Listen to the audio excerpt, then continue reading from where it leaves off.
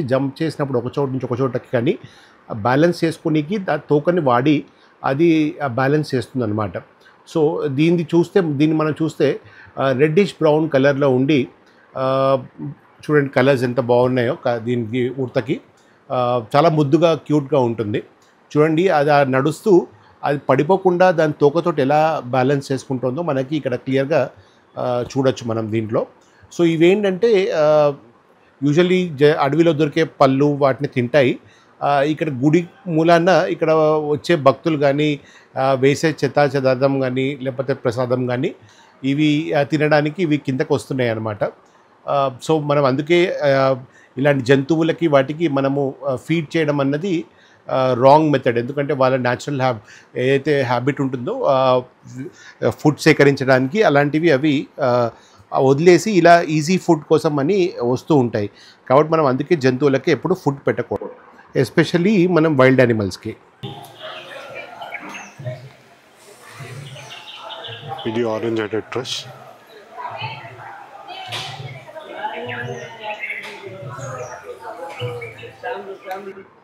దీన్ని మనం క్లియర్గా అబ్జర్వ్ చేస్తే దాని తల ఆరెంజ్ కలర్లో ఉండి దాని కన్ను కింద చూడండి 2 చారల్లాగా ఎలా అయితే ఉన్నాయో అండ్ దాని వింగ్స్ అంతా గ్రే కలర్లో ఉన్నాయి.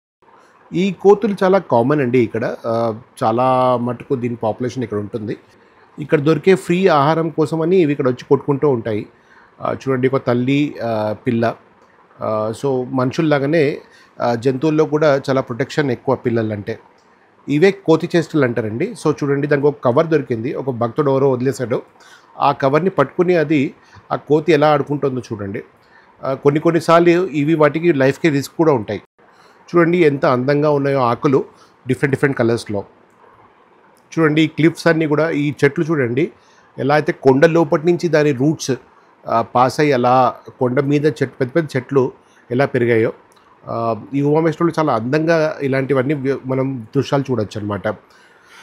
సో ఇప్పుడు మనము ఉమామహేశ్వరంలో ఇంతవరకు నేను తీసిన కొన్ని ఫొటోస్ కూడా నేను ఇక్కడ మీకు చూపిస్తాను. సో ఇక్కడ ఎలాంటి పక్షులు కనబడతాయి అన్నది మీరు చూడండి.